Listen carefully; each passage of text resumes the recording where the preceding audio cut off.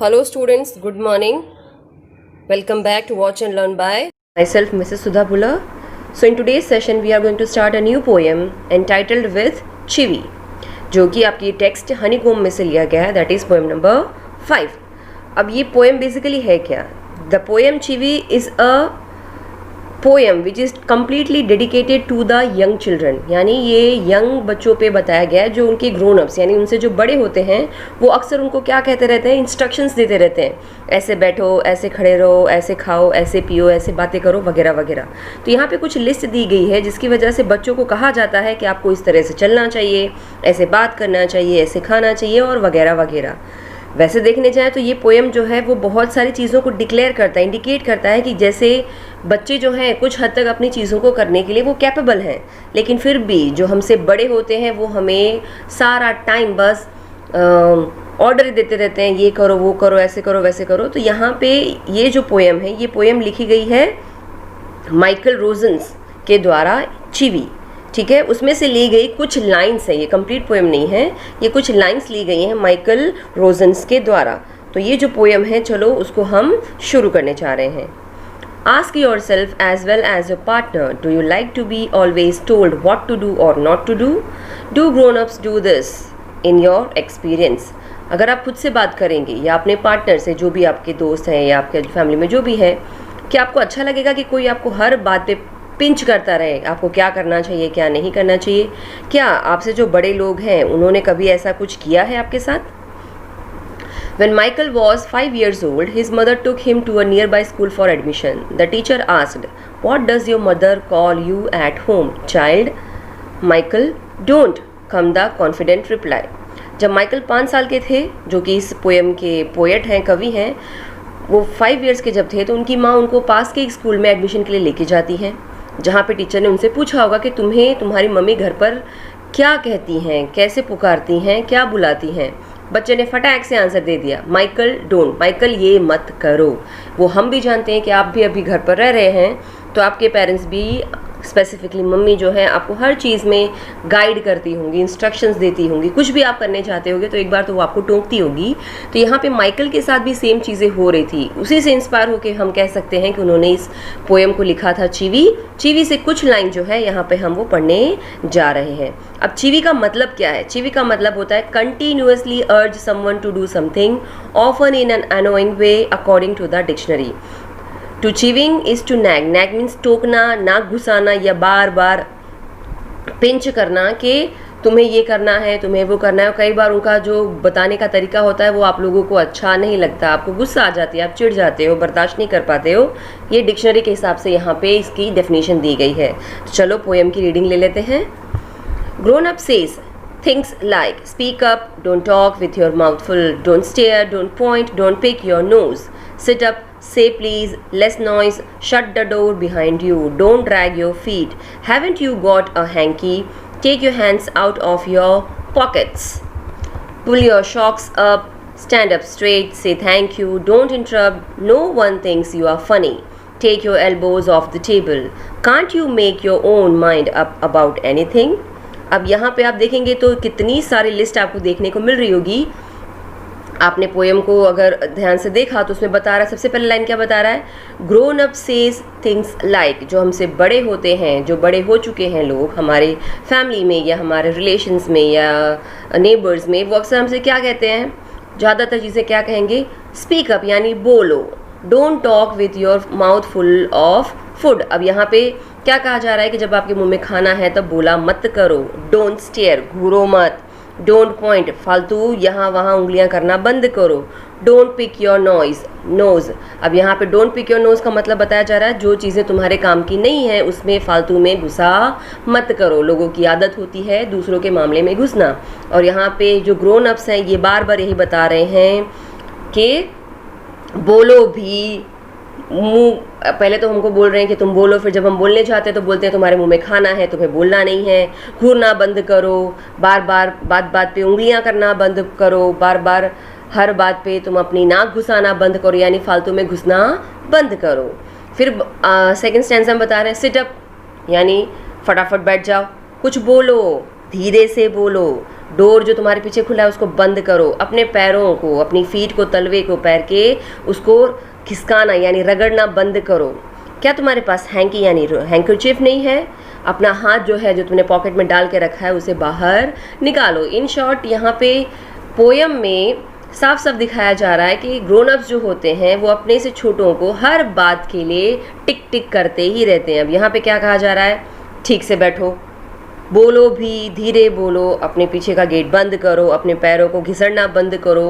तुम्हारे पास हैंकी नहीं है क्या? तुम्हारा हाथ जो है वो पॉकेट के अंदर है, उसको वहाँ से निकालो। फिर बताया जा रहा है pull your socks up, stand up straight, अपने सॉक्स को सही करो, सीधे खड़े हो जाओ, थैंक यू बोलो, बीच में मत बोलो। तुम्हें लगता है ये फ़नी है, अपने जो एल्बोज़ है, जो कोनी है, उसको टेबल से हटाओ। अब ये सारे जो इंस्ट्रक्शंस हैं ये बहुत ही मामूली से इंस्ट्रक्शंस हैं, लेकिन हमारे जो ग्रोन अप्स होते हैं वो हमें चलते फिरते इन सारी चीज़ों को बोलते रहते हैं। एट द एंड क्या होता है, आपके जैसे छोटे बच्चे जो होते हैं या जो छोटे बच्चे होते हैं वो क्या होते हैं, चिढ़ जाते हैं, उनको गुस्सा आती है, फिर वो गुस्सा होकर नाराज़ होकर वहाँ से चले जाते हैं। Can't you make your own mind up about anything. अब यहाँ पे लास्ट में ग्रोन अप क्या कह रहा है, क्या तुम अपने आप को इन सारी चीज़ों के लिए रेडी नहीं कर सकते हो? मुझे बोलना ज़रूरी है कि ऐसे बैठो, ऐसे करो, ऐसे खाओ, ऐसे पियो। तो यहाँ पे इन शॉर्ट इस पोएम ये बताया गया है कि जो हमसे बड़े होते हैं वो तो सिर्फ इंस्ट्रक्शंस देने के लिए ही अपनी सारी एनर्जी को वेस्ट करते हैं, जो कि कवि के हिसाब से सही नहीं बताया गया है, क्योंकि जो उनका पर्सनल एक्सपीरियंस था regarding interruptions made by his mother, उसकी वजह से उन्होंने ये पोएम को अपना एक्सप्रेशन देना उन्होंने ज़रूरी समझा। ये तो थी पोएम की समरी। अब इसके क्वेश्चन आंसर्स हम फटाफट देख लेते हैं। इन द प्रीवियस क्लास हमने आज समझा कि चीवी पोएम क्या है। हमने वहाँ पर देखा कि कैसे जो हमारे ग्रोन अप्स हैं हमें हर छोटी छोटी बातों के लिए हमें क्या करते रहते हैं, इंस्ट्रक्शंस की लिस्ट देते रहते हैं। अब हम उसी से रिलेटेड जो क्वेश्चन आंसर्स हैं उसके बारे में समझते हैं कि ये पोएम में क्वेश्चंस क्या हैं और उसके आंसर्स क्या होने चाहिए। सबसे पहला क्वेश्चन आ रहा है, discuss these questions in small groups before you answers them. यहाँ पे कुछ क्वेश्चंस के लिस्ट दिए गए हैं, उसे आप डिस्कस करिए और आपको जो आंसर सही लगता है वो वहाँ पर डालिए। जिसमें पहला क्वेश्चन आ रहा है, when is a grown up likely to say this, don't talk with your full mouth. अब जब आपको कोई ये बोले कि आपसे बड़े जो ग्रोन अप्स हैं आपको ये बोलें कि भाई जब आपका मुंह भरा हुआ हो तो आप खाना खाते वक्त बोला मत करो, इसका क्या मतलब है? तो आंसर यहाँ पे आ रहा है इसका आंसर ये आ रहा है कि आप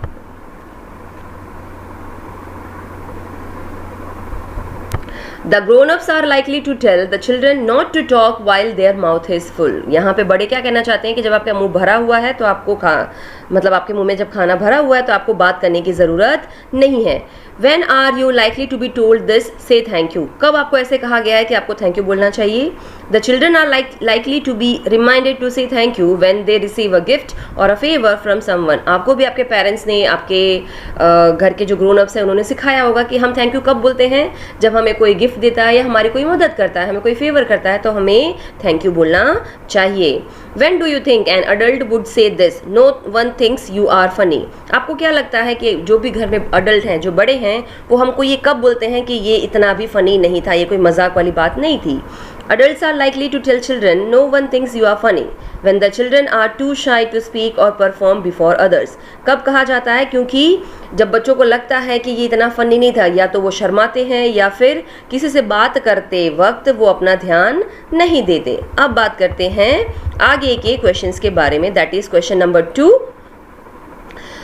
The last two lines of the poem are not prohibitions or instructions. What is the adult now asking the child to do? Do you think the poet is suggesting that this is unreasonable? Why? आखिरी की जो दो line है कविता में, ना तो वो किसी भी तरीके की रोक है और ना ही किसी तरीके की इंस्ट्रक्शंस है। एक अडल्ट जब आपसे कुछ चीज़ों को करने के लिए कहता है तो आपको क्या लगता है यहाँ पे जो कवि हैं वो क्या कहना चाह रहे हैं? जो भी उनको रीजंस दिए गए हैं कि ये करो वो मत करो और क्यों, तो इसका आंसर है The adult is now asking the child to think independently. The poet finds this entirely unreasonable because the young child has not been trained to use his mind। यहाँ पे क्या कहा जा रहा है कि जब घर के बड़े लोग हैं जब हमें कहते हैं बच्चों को कि तुम ये करो वो करो, तो यहाँ पे कवि ये कहना चाहते हैं कि अब बच्चे को अपनी इच्छा के हिसाब से चीज़ों को करना चाहिए। कवि को ये पूरी चीज़ें बेकार लगी, क्यों? क्योंकि बच्चे को ये ट्रेनिंग नहीं दी गई है कि वो अपना खुद का दिमाग का इस्तेमाल करे। हर बात पे उसे सिर्फ लिस्ट दे दी जाती है, तुम्हें ये करना है, तुम्हें वो करना है। He has only been trained to follow the instructions given by the adults. उसको हमेशा एक ही चीज़ करवाई जाती है कि जो तुमसे बड़े कहते हैं तुम्हें वो फॉलो करना पड़ेगा। Now question number 3, why do you think grown up says the kind of things mentioned in the poem? Is it important that they teach children good manners and how to behave in public?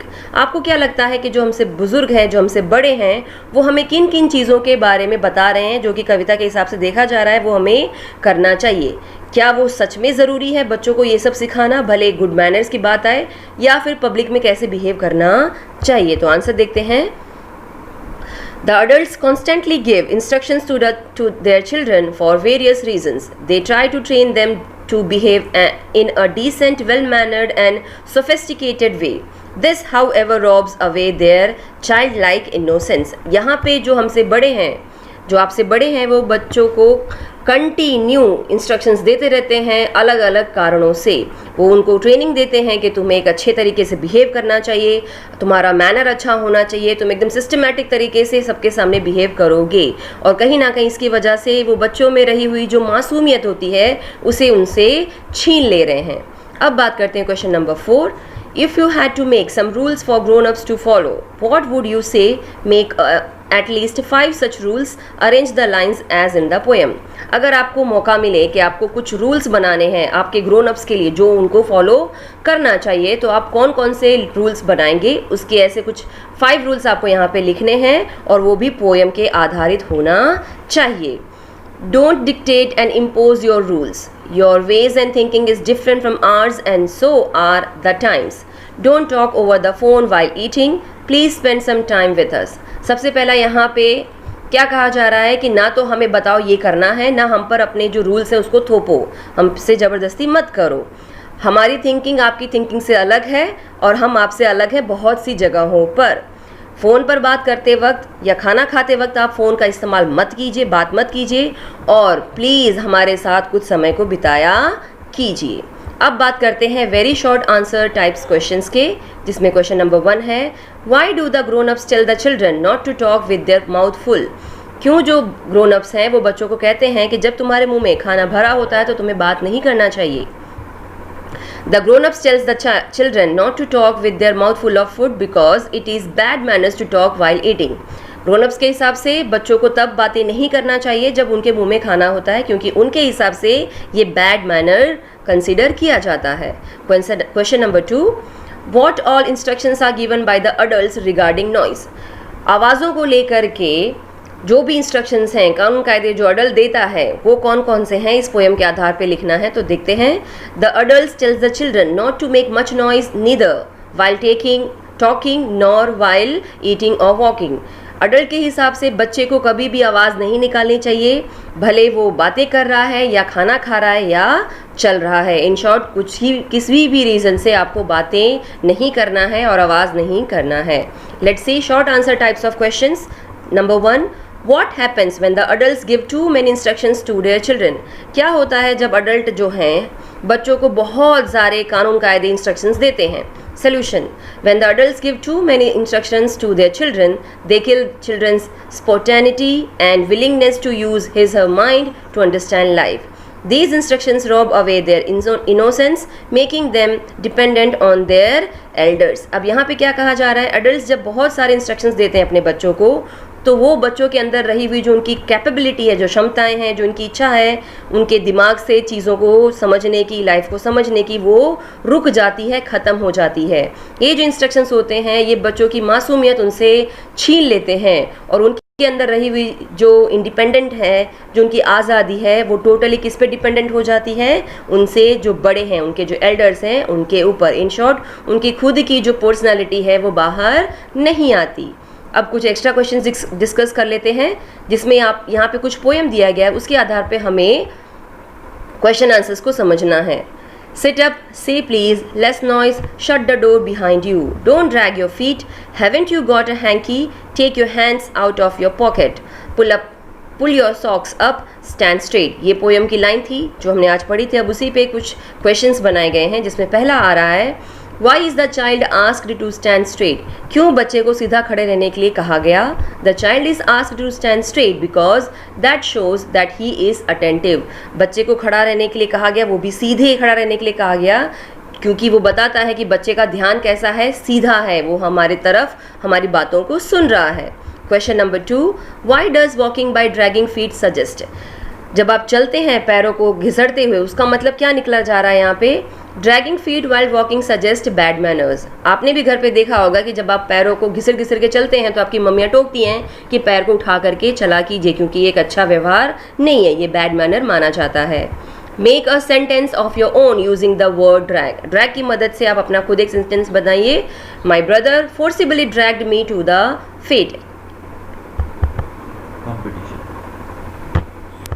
मेरे भाई ने मुझसे ज़बरदस्ती खींचा, मुझे घुसेड़ा, किसमें? Fate यानी competition के लिए. Now question number 4, who is giving these instructions? The poet, an adult, a child, the teacher. तो हम जानते हैं आंसर क्या आएगा? एन अडल्ट, क्योंकि हमसे जितने भी बड़े हैं वो हमें कंटिन्यूअस कॉन्स्टेंटली इंस्ट्रक्शंस देते रहते हैं. Question number 5, to whom are these instructions being addressed? ये जितने भी इंस्ट्रक्शंस हैं वो किसके लिए हैं? ऑप्शंस हैं the poet, an adult, a child, the teacher. तो हम जानते हैं किसके लिए हैं? A child. Question number 6, why would the child need a hanky? To clean his mouth, to clean his shoes, to clean his bag, to clean his slate. तो हम जानते हैं कि हैंकी की ज़रूरत क्यों होती है? मुंह को साफ करने के लिए. तो ये थे चीवी नाम की पोएम से कुछ question and answers. I hope आपको क्वेश्चन एंड आंसर्स भी अच्छे से समझ में आ गया होगा. चैनल को सब्सक्राइब करिए. Thank you.